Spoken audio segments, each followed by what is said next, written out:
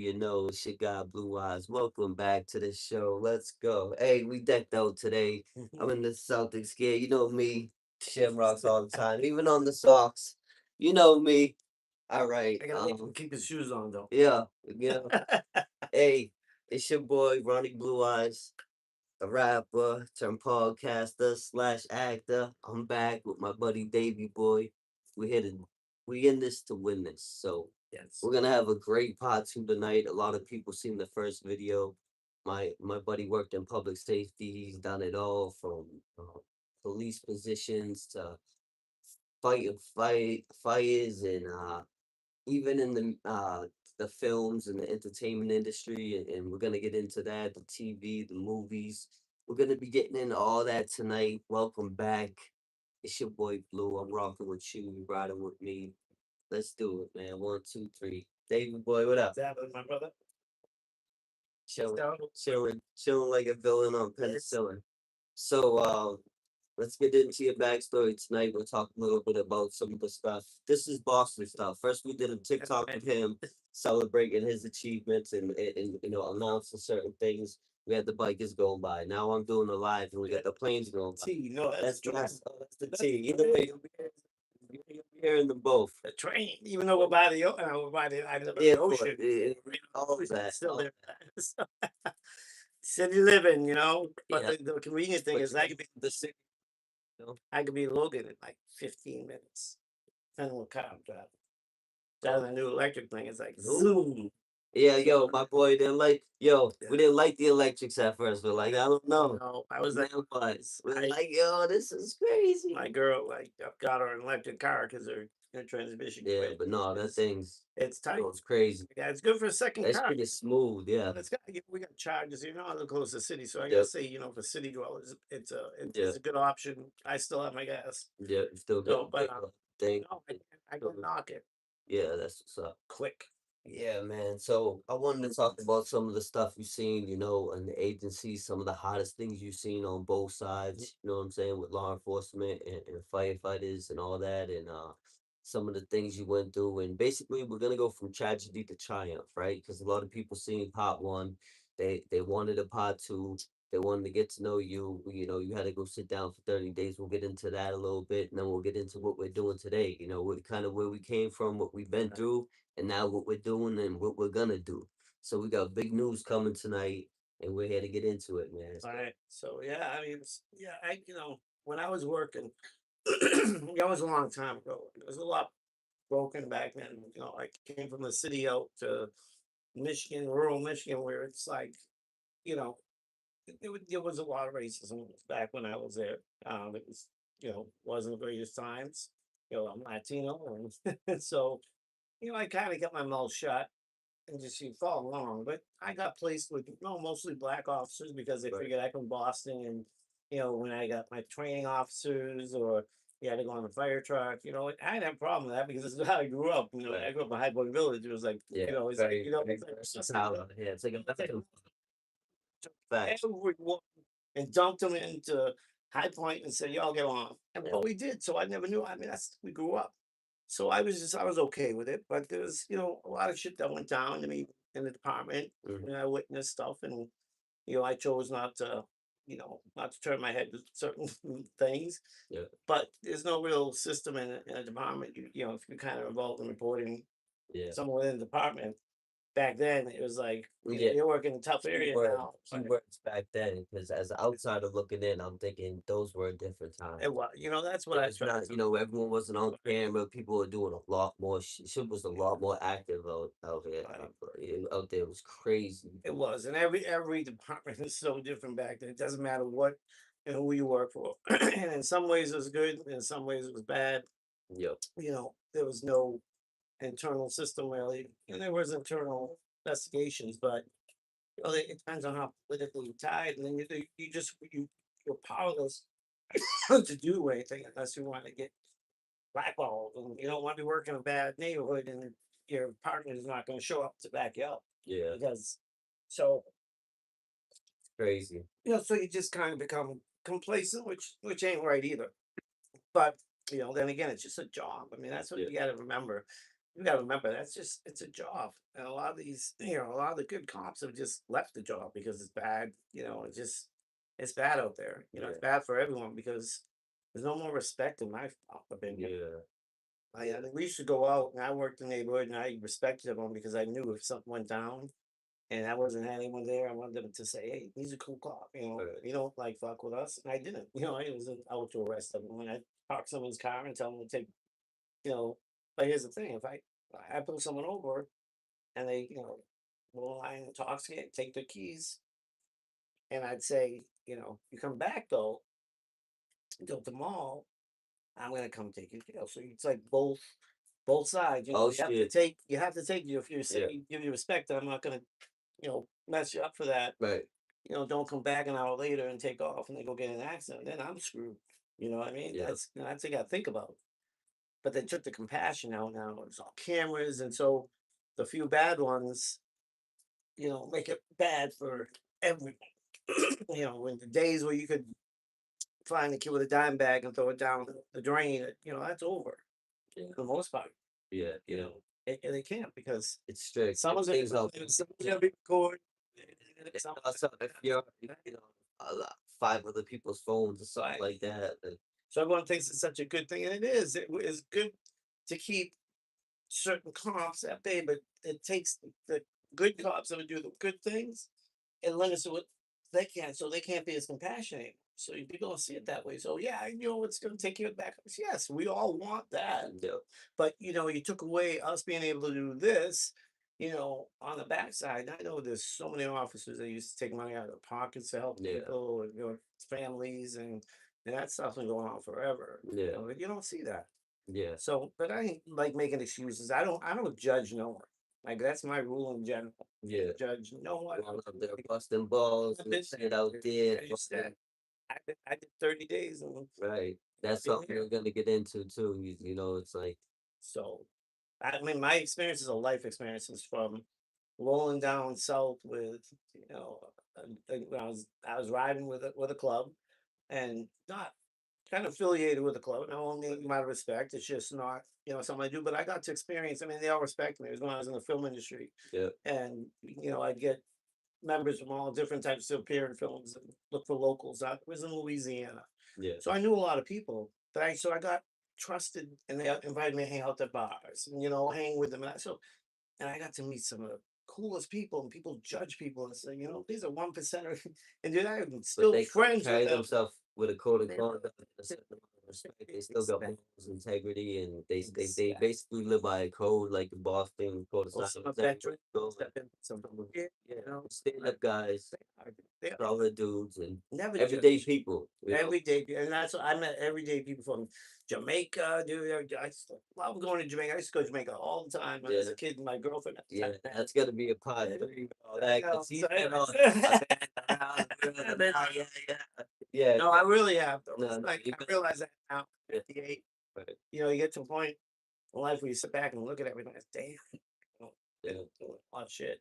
yeah. It's hard Like, being a girl because they think you're yeah. full of Listen, so life is short. You gotta do what you love, right? right, And it's like, exactly. That's what this is about with me. and it's like you deserve to be happy. I tell people all the time, it's like, listen, life is short. You gotta Right. do what makes you happy, because tomorrow's never promised. It sounds so cliche, but when you come from where I come from, and you've seen what I've seen and been through what I've been through, you know that life is a gift. You gotta live in the present. You know what I'm saying? No amount of anxiety is gonna change the past, or no amount of or the future. No amount of depression is gonna change the past. You just gotta live in the present. You know what I'm saying? That's why it's healthy and good to do what you love, but you gotta be passionate and have a purpose about it, because otherwise it's meaningless. You know what I'm saying? I had a friend. A friend gave me some good advice back then. I didn't listen for a while because that's me. I have to find my way. People give me advice, and Uh, yeah, hard way, then the hard way. That's been. But anyways, he said to me, "You know what?" He said, "Dave, stop worrying about the things you can't change, yeah, and just worry about the things you can change." yeah, And that's the best, better advice I ever got because really, that's what it's about. yeah. I You can make remember. mistakes. Yeah, it's about cup half full type shit. Right. thinking positive. I remember when I had my brother's wake back in the day, and I got such a big family and such a huge neighborhood I come from. It's like there was so many people there, but I found myself for a minute dwelling on who wasn't there, and then I talked to our big buddy Dub, and I'm like, I'm just gonna focus on who is here, Right. and I ain't gonna dwell on who ain't here because it's gonna keep me in a fucking negative mindset. You know what I'm saying? And it's so hard to, just remain positive, think positive, speak positive, do positive, and be positive. You know what I'm saying? But for me, I had to check myself before I wreck myself and really, you know what I'm saying, But that's what people acknowledge. do. They want to bring you down. People that aren't happy, people. I Misery work loves with. company. They do. I grew up in my hood where I grew up in High Point Beach Street Project area, Yeah, and I come back here, and I left in my 20s. Right, I come back here, I was late 40s. I came back to Boston, and I find some of the same old cats, the same old, just I had to get them out of my life, and then things just improved because the same people drag you down because they don't really want to see you succeed. loop to the chat. So they don't want to see you succeed. They Yeah, want to bring you down. So you got to separate yourself. I found the best thing is hang with a whole different crowd. Like yeah, just bang, just close. And that's the hardest thing to do is just close it. But if shit just ain't going right all the time, there's a yeah. reason. So try changing it up, and then who Yeah. knows? Yeah, like That's what when you're one door closes, another one's open. You gotta just always be looking for opportunity like. because it might, you're lucky to get it once, but to get it, you gotta acknowledge it. You know what I'm saying, and Exactly. accept it. But I could never imagine. I come from the hood too. I come from the projects, and it's like I've seen a lot of tragedy, but it's like a stigma because like we spoke about in part one, it's like people are quick to call the EMTs or the firefighters, but they don't always want to see the police come in. Worst case scenario, but if someone gets shot or someone's overdosing or someone's hurt, and you need immediate medical assistance, um, so there's kind of a stigma, you know what I mean? But at the end of the day, you see a lot of tragedy, you know what I'm saying? Like, it ain't just about like, gangsters and hoods and shit like that. You have the scumbags and the dirtbags that hurt women and children, or, you got to deal with a tragedy or see death or show up to an overdose to someone young. And it's traumatic, you know what I mean? Just like I knew someone that was a firefighter and he retired just because he was like, I signed up to fight fires, and I'm coming to overdoses and deaths, and he's like, he wasn't mentally prepared for that side of it. You know what I mean? Yeah, it's you know what. So and I let's try to explain this. When you have rage, say that someone did you wrong, tried to kill you or whatever, and try to shoot you, and you shoot him and you kill him, and you get that rage, and well, I'm dead. That's different. I mean, you have rage. I'm not saying it's justified or not, but in your mind, you have justification to see his death. Yeah. But when you come in on the outside, and you're not part of that rage, and you just see the aftermath, Mhm. and you see shit that you want to puke, but you can't like puke because everyone's gonna look at you for stability. You're Yeah. there to You try to gotta stabilize. Right? but, You gotta take care of mom that wants to run up there and grab her son, and I mean, and the kids. So you look at all that, and people think, that shit. They train us not to show emotion, so we bury that inside for years and years. There's been studies that a officer's actual career should only be 10 years before they fully retire yeah. because they get burnt out, especially nowadays. So 10 years and out. I mean, we want politicians to have term limits. Well, Mhm. you have guys that are 25, 30 years. I mean, I know right now that guy's working at I freaking no way I could do that job. Mhm. 58 years. No way. My back, I got surgeries, bones removed from, so it's just not healthy for anyone Yeah. to be in that position at that age Yeah. or with injuries.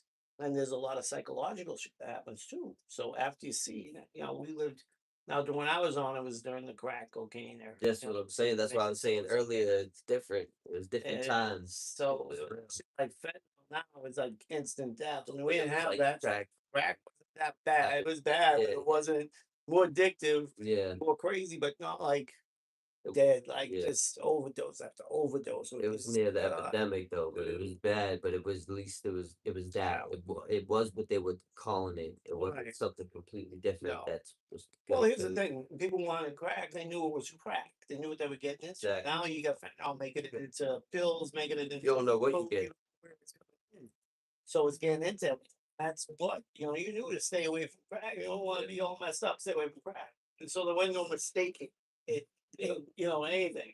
So that's was part of the issue. But yeah, you see, I saw, the kid, accidents. I saw one girl died basically in her arms, and it was a little club, and the teenagers go, and they were crossing the dangerous highway, big trucks, Mhm. semi truck, and they didn't look the right way, and the truck T-boned them, and the girl in the back, and it was like, picture just she didn't have any bottom left, just all metal mangled in there. You couldn't see anything below her chest, Yeah. and she basically, she died in front That's of us. that's traumatic. That's the Seven stuff I kids. feel like tough to see. It's like you seeing stuff like that or having to deal with a Yeah, pedo or chomo, like even just like nothing gangsters spares you for that. in offices. It's like one thing there's mutual ground on is like I think not only do gangsters don't like rats, and most cops don't even like rats, but no one likes a chomo or a pedo or someone that hurts No. kids. So it's like, The kids, young kids. I mean, I think she was like 15, whether 15. you harm them or in any way, that's just a different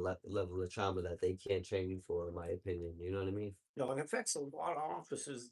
PTS is I real. was gonna tell you, bro, and not to cut you off, but this statistic I believe is most suicides. I think 80%. Don't quote me here. Roughly speaking, I think 80% of suicides are men, but a lot of police officers, they're the most common.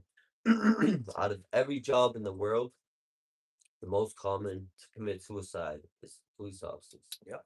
Think of this. So, in the military, right? No doubt they go, but in peacetime, so you go in the military for 3 years, 4 years, do whatever honorable discharge, Yeah, and then you have all these resources. You can never see a day of combat.